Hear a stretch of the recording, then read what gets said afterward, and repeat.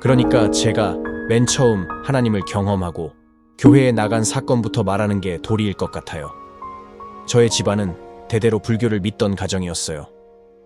저는 그 유명한 계룡산 밑에 자그마한 마을에서 태어났으며 가까운 거리에 있었던 외가도 친가와 마찬가지로 불교와 조상신을 지극정성으로 믿어왔죠.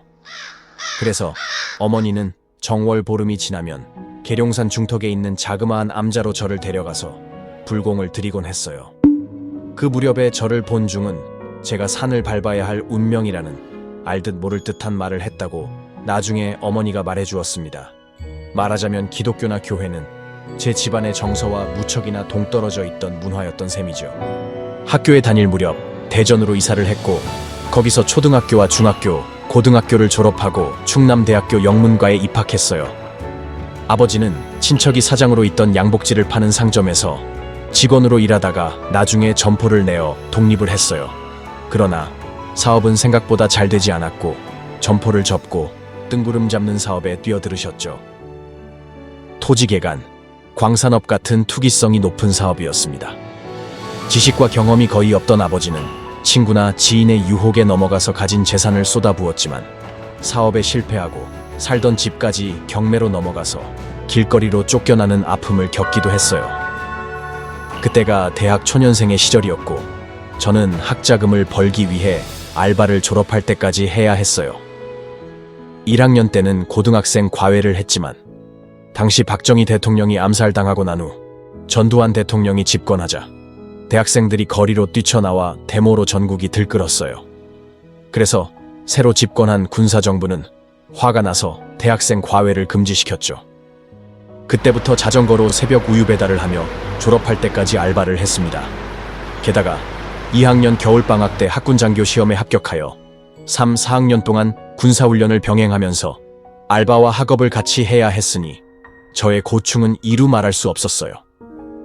매일 학교 수업을 마치면 지친 몸을 이끌고 술집에 가서 거나하게 술에 취한 채 집에 돌아오곤 했어요.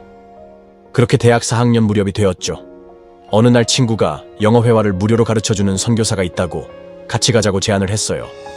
그 선교사님은 미국 침례교단에서 한국에 파송한 마지막 선교사였고 토요일이면 학생들을 모아서 영어회화를 가르쳐주는 것을 전도의 통로로 삼은 듯 했죠. 그래서 기독교에 전혀 관심이 없던 나도 영어회화를 무료로 배울 수 있다는 말에 솔깃해져서 참석하기 시작했어요. 공부는 기도로 시작하여 약 1시간가량 교재를 나누고 기도로 마쳤지만 종교에 대한 얘기가 없어서 저도 부담 없이 듣게 되었습니다. 그렇게 몇 개월이 지난 어느 날이었어요. 그날도 다른 날과 마찬가지로 술에 취한 채 밤늦게 집에 돌아왔어요. 새벽부터 일어나 우유 배달이 끝나면 옷을 갈아입고 학교에 가서 공부하다가 군사훈련까지 마치고 오후 늦게 학교 문을 나오면 술집에 가서 술을 마시다가 거나하게 취해 집으로 돌아오는 일과를 반복하던 중이었어요. 공부와 노동과 군사훈련의 강도 높은 일과에 무척이나 고통스러운 청춘을 보내고 있었기에 말이죠. 잠들 무렵이었는데 저는 내 자신을 괴롭히던 문제를 내놓고 기도하고 싶은 충동을 느꼈어요. 그래서 그날 그렇게 술에 취한 차에 기도하고 잠이 들었죠. 그런데 기적처럼 기도했던 문제가 다음날 말끔하게 해결되었던 것이 아니겠어요. 그러나 정작 저는 기도했던 사실조차 잊고 있었습니다. 그렇게 시간이 지나갔으며 또 다른 문제가 생겼어요. 그때 또 기도해야겠다는 생각이 들었고 예전에 기도했던 기억도 생각해냈어요. 두 번째 기도는 사뭇 진지했죠. 그리고 그 다음날 두 번째 기도한 문제가 기적처럼 또 해결되었어요. 그러자 하나님의 존재감에 대해 두려움이 스멀스멀 들기 시작했죠. 물론 우연히 그렇게 되었다는 생각이 강하기는 했지만 말이에요. 그러나 그 생각이 깨지는 데는 오래 걸리지 않았어요. 그 다음부터는 문제가 생기면 즉각 기도했으며 응답 역시 즉각 내려왔어요. 그러자 저는 하나님이 살아계심을 부인할 수 없었고 하루 종일 두려움이 가시질 않았죠. 그래서 교회를 나가기로 결심했고 당시 대전에서 가장 큰 교회를 제 발로 걸어 들어갔어요. 작은 교회에 가면 사람들이 피곤하게 하기 십상이며 큰 교회에 가서 예배만 드리면 아무도 나를 알아보지 않을 테니 자유롭게 다닐 수 있다는 생각에서였어요. 말하자면 제가 교회 문턱을 밟게 된 것이 누가 전도해서 나간 것이 아니라 기도가 지속적으로 응답이 오면서 하나님의 존재를 부정할 수 없어서였던 것이었죠. 그 뒤로는 교회를 성실하고 꾸준하게 다녔어요. 하나님의 존재를 경험으로 알게 되었기 때문에 몇 번 다니다가 그만둔다는 생각을 할 수 없었어요. 그렇게 대학 졸업과 동시에 장교로 임관하여 군에 입대하게 되었으며 군에서도 성실하게 교회에 나갔고 제대하고 나서 지금의 아내와 결혼해서 부천에서 신혼살림을 차리면서 본격적으로 신앙생활을 시작하게 되었어요. 그러나 아이러니하게도 규칙적으로 예배의식에 참석하고 교회 봉사를 하면서 나름 열정적으로 신앙생활을 한 이후로 하나님을 만나지 못했어요. 초신자들은 성경 지식도 없고 신앙생활이 처음이기에 무엇이 잘못된 것인지 분별할 수가 없죠. 목회자나 신앙의 선배들이 시키는 대로 따라하기에도 버거운 실정입니다. 그렇게 몇 년이 지나면 종교 행위에 대한 습관이 달라붙게 되며 매너리즘에 빠지게 되기 일쑤죠. 저도 교회의 선배들의 전철을 밟아가면서 그렇게 신앙생활을 하게 되었어요. 만약 내가 다른 이들과 다름없이 직장 생활을 하면서 큰 문제 없이 살아갔다면 하나님과 만났는지의 여부를 고민할 이유가 없었을 거예요. 그러나 많은 이들의 인생이 그러하듯 역경과 고난의 불화살을 피하지 못하면서 나의 인생은 전혀 예기치 못하는 상황으로 흘러갔어요.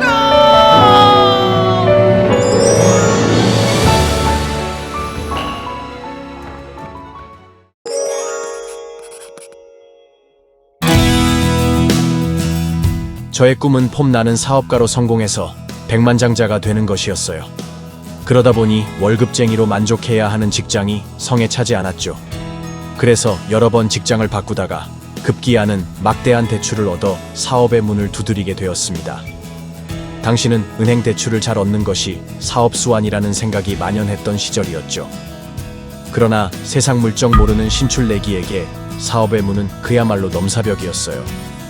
결론부터 말하자면 그때 한 번의 사업 실패로 인해 제 인생은 거기서 끝이 났습니다. 막대한 대출이자는 꼬리에 꼬리를 물고 늘어났으며 신혼 때 장만한 자그마한 아파트는 은행 경매로 넘어갔어요. 그렇게 눈물과 한숨뿐인 인생 극장의 문이 열렸죠. 성실하게 신앙생활을 해왔던 크리스천이라면 이 상황에서 하나님의 바짓가랑이라도 붙잡고 싶은 생각이 있지 않았을까요? 그래서 새벽 기도회에 나가서 이 문제를 해결해달라고 애걸복걸 했어요. 그러다가 혹시 목회자가 된다는 결심을 하면 하나님께서 이 문제를 해결해 주실지도 모른다는 생각이 들었어요. 그러나 너무나 황당하다는 생각도 같이 들어와서 기드온의 양털 시험같이 3가지를 내놓고 기도를 하게 되었습니다. 그 3가지는 신대원의 합격과 학업을 병행하면서 생활비를 버는 직장이 열리는 것, 그리고 누군가가 등록금을 마련해 주는 것이었죠. 우여곡절 끝에 한 세대 신대원에 합격하였고 학원의 영어 강사로 생활비를 벌게 되는 길도 열렸어요. 그러나 등록금이 문제였죠. 제가 신대원에 합격한 사실은 아내밖에 몰랐으며 주변 사람에게 빌려서 등록금을 마련할 생각은 전혀 없었어요. 그렇게 등록금 마감일이 다가왔어요. 그러나 기적이 일어났습니다. 제가 가게를 하던 근처에서 식당을 하던 한 아주머니와 충청도 동양 사람으로 타양에서 만나게 되니 친근하게 지냈어요. 물론 그분은 교회를 다니지 않았던 분이셨죠. 제가 신대원 입학 준비를 하려고 성경을 열심히 읽고 있으니까 아내에게 갑자기 공부를 열심히 하는 이유를 물어보았다고 해요.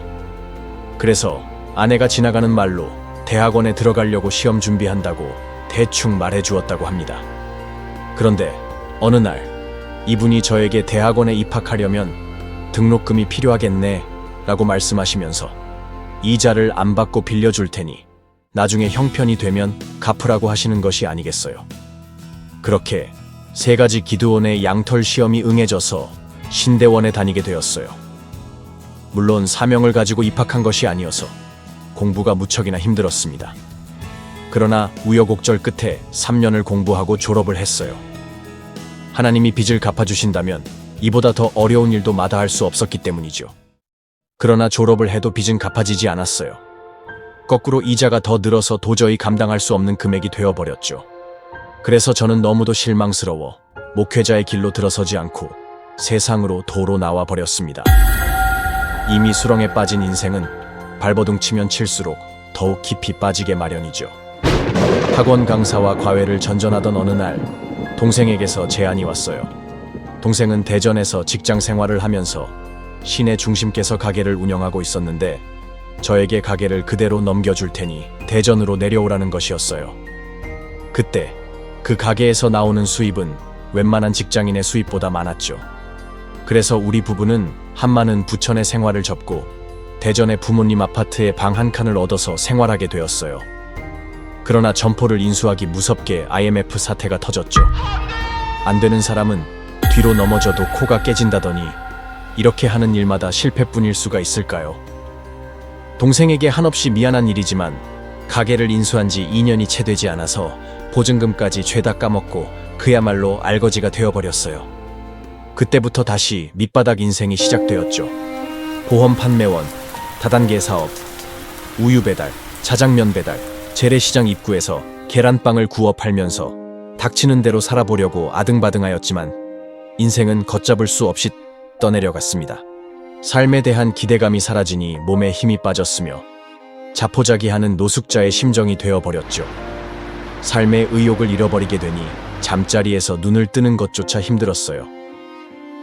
아내는 의욕상실증에 걸려 아무것도 하지 않으려는 남편에게 더 이상 기대할 것이 없음을 깨닫고 백화점 판매 직원으로 취직해서라도 입에 풀칠을 해야 했어요.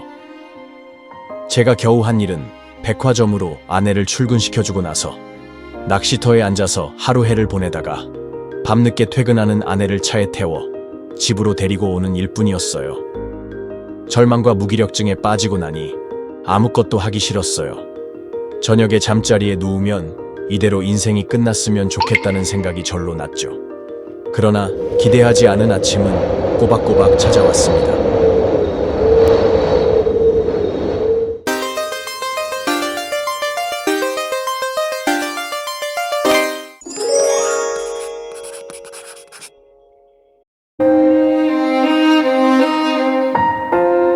늦가을에 접어든 어느 날이었습니다.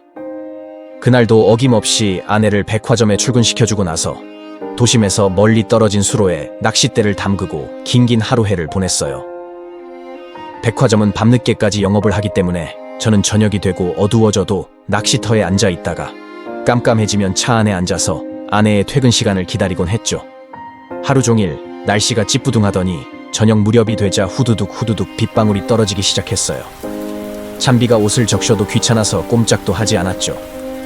이내 추워지더니 빗물에 젖은 몸이 가늘게 떨리기 시작했어요. 그러나 그렇게 꼼짝도 하지 않고 물을 응시하고 있자니 그동안의 세월이 파노라마처럼 흘러가기 시작했어요. 학창시절 새벽 우유 배달하며 학비를 벌던 힘겨운 시절도 흘러가고 아내와 처음 만나 연애하던 가슴이 콩닥콩닥하던 시절도 스쳐 지나가고 짧았지만 신혼의 당금에 젖었던 그 시간들도 실루엣처럼 느리게 지나갔습니다. 그러자 가슴이 뭉클해지며 눈시울이 붉어졌어요. 차가운 빗물이 머리를 타고 내려와 뜨거운 눈물에 섞여서 흘러내렸죠. 얼마나 그렇게 있었을까요? 주변이 깜깜해져서 아무것도 보이지 않았어요. 북받치는 감정을 누르지 못하면서 갑자기 저의 입에서는 하나님 한 번만 기회를 주세요 라는 말이 자신도 모르게 새어나왔어요. 연신 한 번만 기회를 달라고 애걸복걸하는 소리가 비가 추적추적 내리는 낚시터에 울려 퍼졌습니다. 다음 날부터 낚시터에 나가지 않았어요. 그냥 침대에 누워 있었죠. 그러나 머릿속은 복잡했어요. 한 번만 기회를 달라고는 했지만 무엇을 어떻게 해야 할지 아무것도 생각나지 않았기 때문이었어요. 그리 오랜 시간이 지나지 않아 저는 성경을 뒤지기 시작했죠. 하나님을 만나는 기회를 얻는 방법은 성경에 기록되어 있을 거라는 생각에서였어요. 저는 누가 전도해서 교회에 나간 사람이 아니었어요. 여러 차례 기도 응답을 경험하고 하나님이 살아계신 것을 부인할 수 없어서 제 발로 나간 것이었습니다. 그러나 정작 교회에 나가서는 하나님을 만나지 못했어요. 제가 맨 처음 경험한 하나님은 기적과 이적으로 자신의 존재감을 드러내시는 분이셨지만 교회에서는 그런 하나님을 만나지 못했어요. 관념적이고 사변적인 성경 지식 안에서의 하나님에 대한 설명을 배웠을 뿐이며 종교의식에 참석하고 희생적인 신앙 행위를 반복하는 게 전부였기 때문이죠. 그러나 저의 영혼의 상태는 물론 수렁에 빠져 허우적거리는 삶을 들여다보면 하나님께서 내주하고 계시다고 믿을 수 없었어요. 하나님을 만나는 법이 기록된 성경 구절을 찾는 것은 그리 오랜 시간이 걸리지 않았죠. 그러나 네가 거기서 네 하나님 여호와를 찾게 되리니 만일 마음을 다하고 뜻을 다하여 그를 찾으면 만나리라. 신명기 4장 29절. 너희가 온 마음으로 나를 구하면 나를 찾을 것이요 나를 만나리라. 예레미야 29장 13절. 성경에는 하나님을 만나는 법에 대한 구절이 적지 않게 나옵니다. 그러나 영접 기도를 하고 주일 성수를 하는 교인들은 이미 교회에서 성령께서 찾아온 것이라고 배우기 때문에 위의 말씀이 자신과 상관없다고 여기기 마련이에요. 그러나 저는 아니었죠. 하나님이 내 안에 계시지 않다고 인정할 수밖에 없었기 때문에 위의 말씀이 눈에 들어왔어요. 하나님을 만나려면 마음을 다해서 찾아야 한다고. 그래서 그때부터 하나님을 부르는 기도를 하게 되었습니다. 그러나 하나님을 부르는 게 여간 어색하고 낯선 게 아니었어요. 그렇게 며칠 불러보았죠. 그러나 아무 일도 일어나지 않았습니다. 그간 교회에서 아무도 하지 않는 기도를 하는 나 자신이 기이해 보이기도 했어요. 그러나 저는 그걸 고민할 겨를이 없었죠. 그래서 하나님을 부르는 기도를 더욱 더 열심히 하기 시작했어요. 몇 개월을 불러도 아무 일도 일어나지 않았지만 제가 할 수 있는 일이라고는 아무것도 없었어요. 성경이 살아계신 하나님의 말씀이라면 전심으로 하나님을 부르는 게 성경적이지 않나요? 그러면서 아내와 같이 저가 화장품 장사를 하기 시작했어요. 자본이 없어서 장사를 할 엄두도 내지 못하였고 중년의 남자에게 주어진 직장은 경비나 청소, 운전과 같은 허드렛 일밖에 남아있지 않았어요. 그런데 우연히 생활 광고지에 무자본으로 장사를 할 수 있다는 광고가 나서 찾아가 보니 회사에서 아침에 화장품을 공급해주면 하루 종일 팔다가 저녁에 회사에 돌아와서 마진을 뺀 금액만을 입금하면 된다고 하였어요. 아내와 상의를 한 끝에 자동차에 화장품을 싣고 다니면서 재래시장으로 식당가로 다니면서 판매하기로 했죠. 그렇게 저의 삶은 그간의 모습과 다르게 변해 있었어요. 늦은 아침 겸 점심을 먹고 재래시장과 식당가를 다니면서 화장품 장사를 하면서 차 안에서 기도하고 운전할 때 하나님을 불렀어요. 걸어 다니면서 기도하고 산책하고 운동할 때도 하나님을 부르며 성령의 내주를 간구했어요. 하나님을 부르는 기도를 해서 달라진 것은 없었어요. 삶이 펴지고 생활이 나아질 거라는 기대를 해서 하나님을 부르는 기도를 한 것은 아니에요. 하나님을 부르는 기도는 성경에 기록된 사실이고 전심으로 기도하고 쉬지 않고 기도하는 것도 성경의 명령이기 때문이었죠. 물론 이런 기도를 하는 교회도 없고 그런 사람도 본 적이 없었어요. 그런데 왜 그렇게 악착같이 하나님을 불렀느냐고요? 하나님을 부르는 기도가 이 중년의 나이에 마지막일지도 모를 영혼을 불태우는 일이라는 것임을 저는 잘 알고 있었기 때문이에요.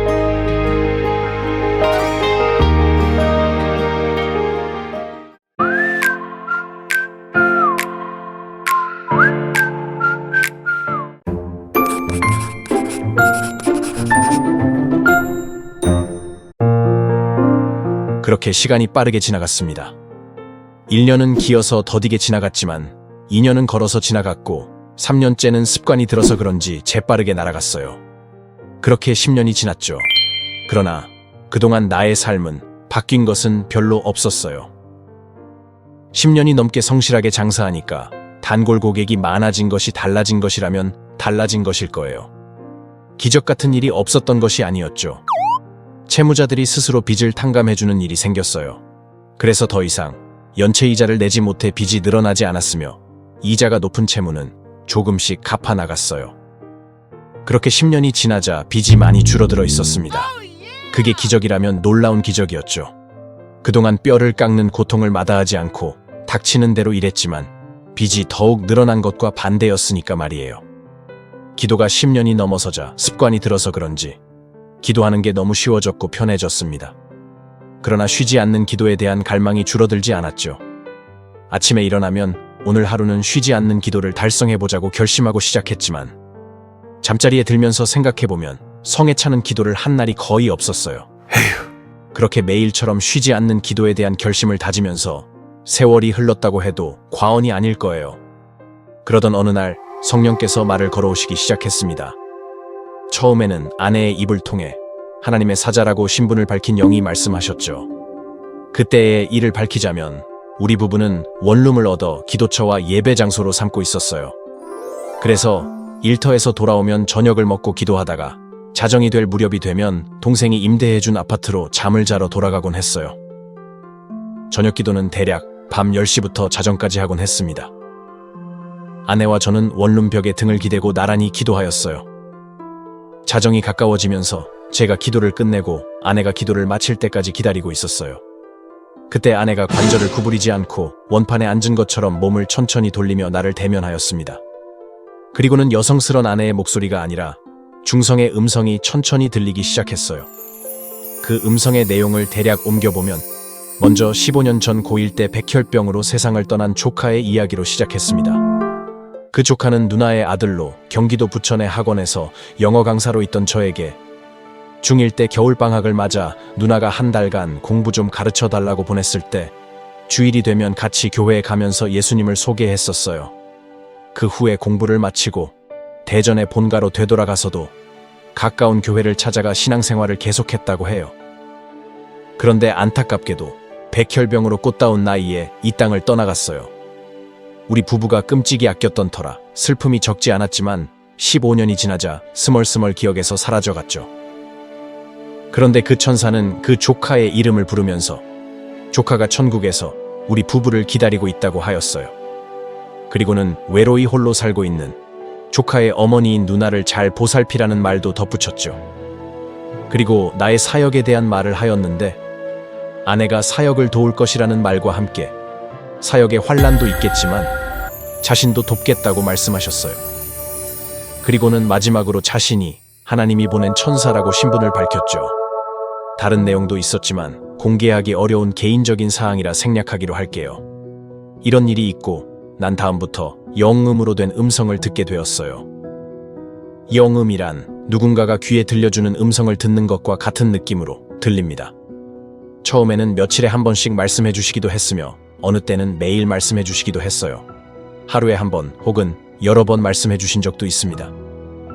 그러나 그 영음의 말씀이 성령이 주시는 것인지 귀신이 넣어주는 속임수인지 아니면 나의 생각인지 도저히 분별할 수가 없었어요. 그래서 수첩에 그 내용을 적어놓기 시작했죠. 영음의 내용 중에서 앞으로 일어날 사건에 대한 예언의 내용도 적지 않았기 때문에 그 말씀대로 성취되는지 확인해 보아야겠다는 생각 때문입니다. 그렇게 적은 내용이 책으로 2권이 넘어요. 지금은 예언의 말씀대로 사역이 열리고 성취되어서 그 내용들을 확인하는 게 어렵지 않았지만 당시에는 분별하는 게 무척이나 곤혹스러웠죠.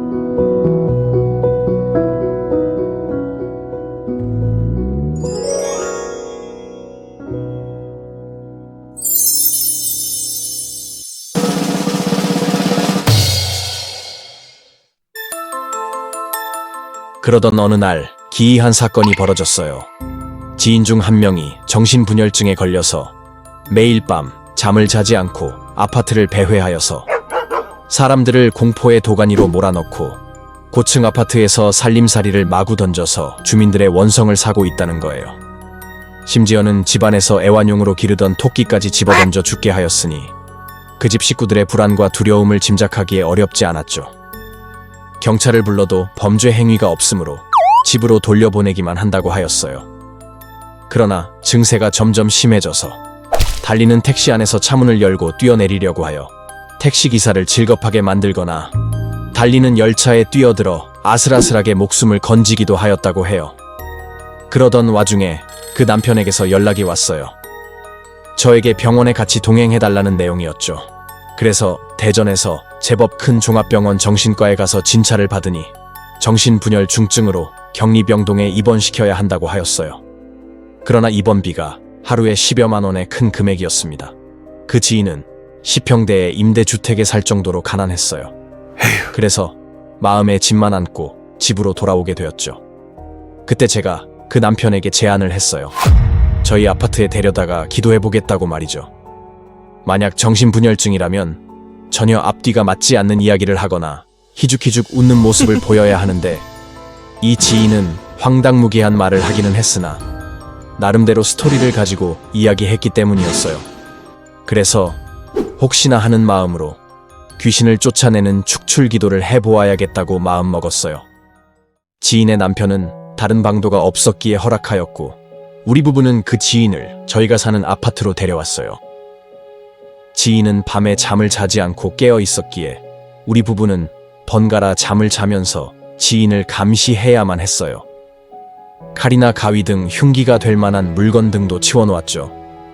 지인의 눈은 물고기의 눈처럼 보이는 대상에 따라 움직이지 않고 눈동자가 풀려 있어서 섬뜩하기조차 했어요. 어쨌든 밤낮으로 우리 부부는 지인을 붙들고 귀신을 쫓아내는 기도를 하기 시작했습니다.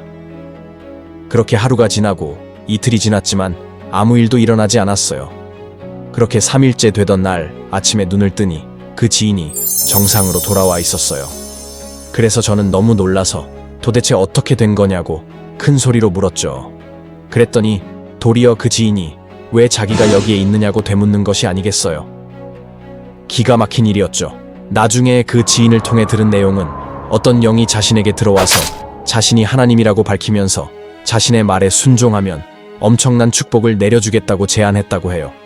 그래서 살림살이를 아파트 밑으로 내던지고 택시 안에서 뛰어내리거나 달리는 열차에 뛰어들려고 한 것도 이 영이 시켜서 한 일이라는 거예요.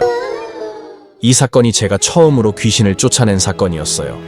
이 소식은 아름아름으로 소문이 나기 시작했습니다. 우리 부부가 축출기도로서 귀신을 쫓아낸다는 것이 아니고 기도로서 정신병을 고친다고 소문이 난 것이죠. 그래서 아는 사람들이 소문을 듣고 정신병을 고쳐달라고 찾아오기 시작했어요. 이런 일은 그야말로 기가 막히는 일이 아닌가요? 손사래를 치면서 돌려보내려고 해도 그들은 한사코 기도를 받겠다고 물러서지 않았어요. 저를 찾아온 사람들은 죄다 정신질환자들이었는데 축출기도를 하면 귀신이 드러나는 증상이 시작되었어요. 그래서 제가 치유하는 기도를 한 게 아니라 귀신을 쫓아내는 기도를 하게 되었죠. 사람들마다 귀신이 드러나는 증상이 서로 달랐으며 난생 처음으로 경험하는 사건이었어요. 그래서 그때마다 성령께 물어보고 성령께서 대답해 주시면서 그렇게 저는 귀신을 쫓아내고 정신질환을 치유하는 사역에 발을 들이게 되었습니다.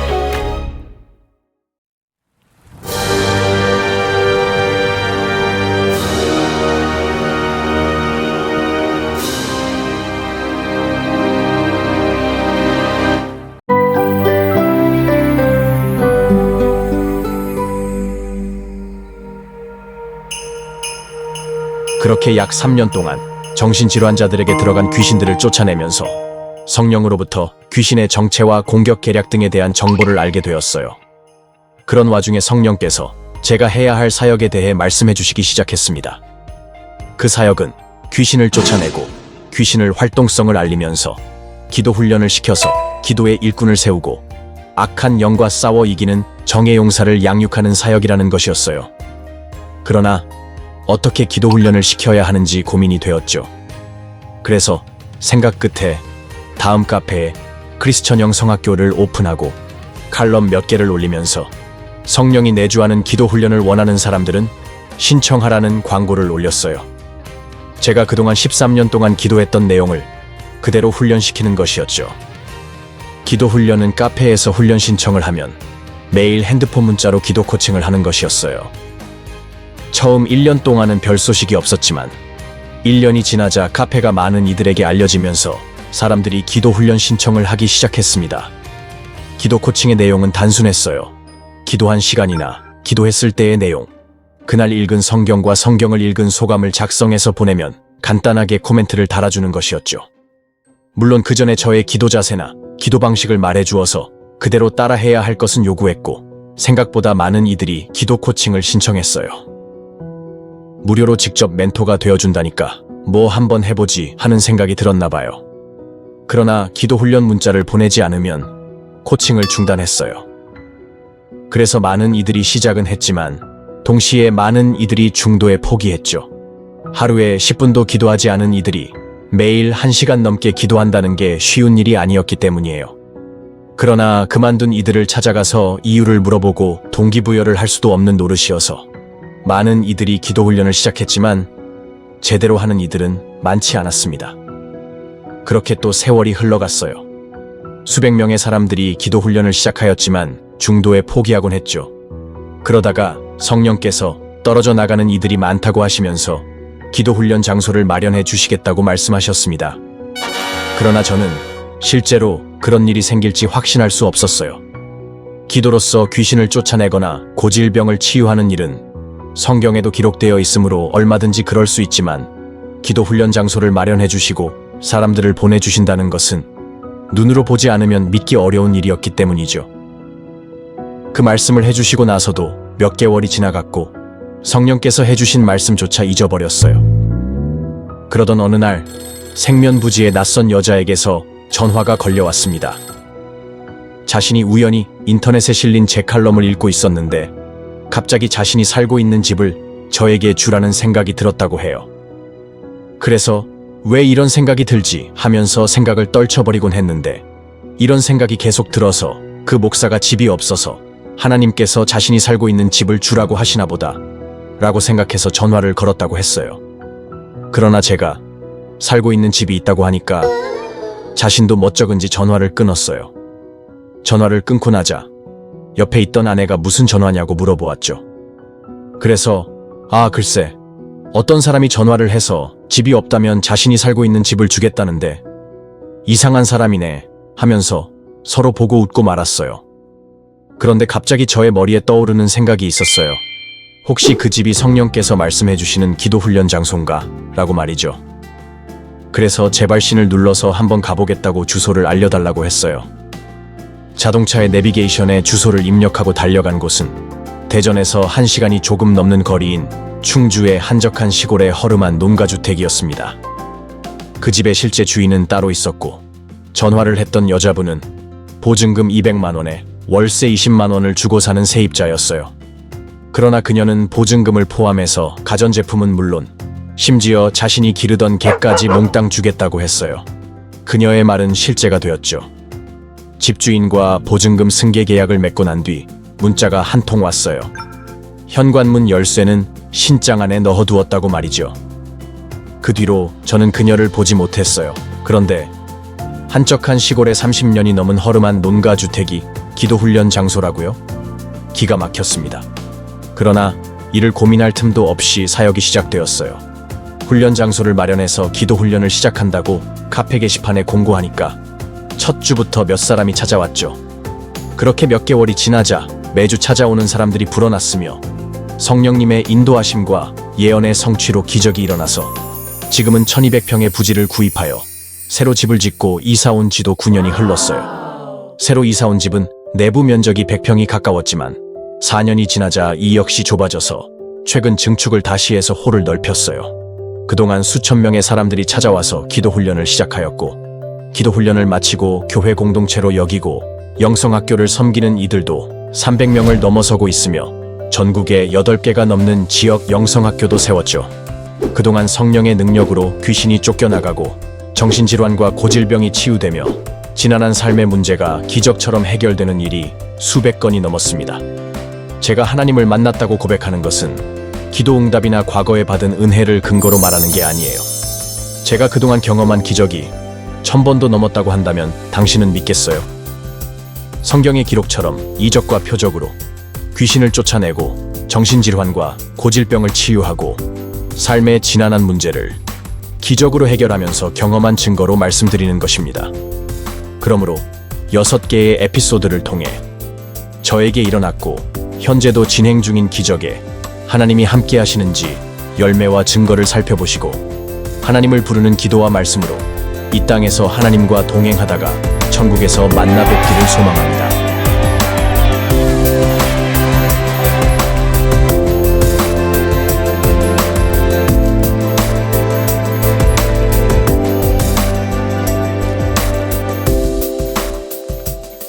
크리스천 영성학교에서는 성경에 나온 대로 죄를 부추기는 귀신과 싸우는 것과 성령께서 우리 안에 오셔서 하나님과 동행하는 기도를 훈련합니다. 내가 찾던 곳인데 한번 가볼까? 뭐? 기도를 훈련한다고?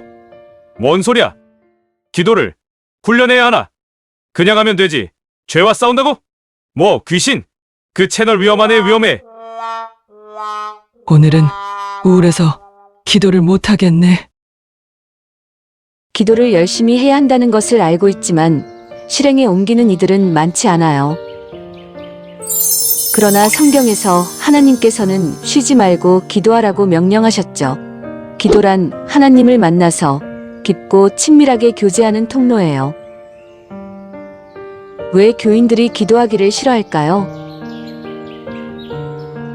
그건 하나님을 사랑한다고 말은 하지만 실상은 하나님을 만나기 싫어하기 때문이에요.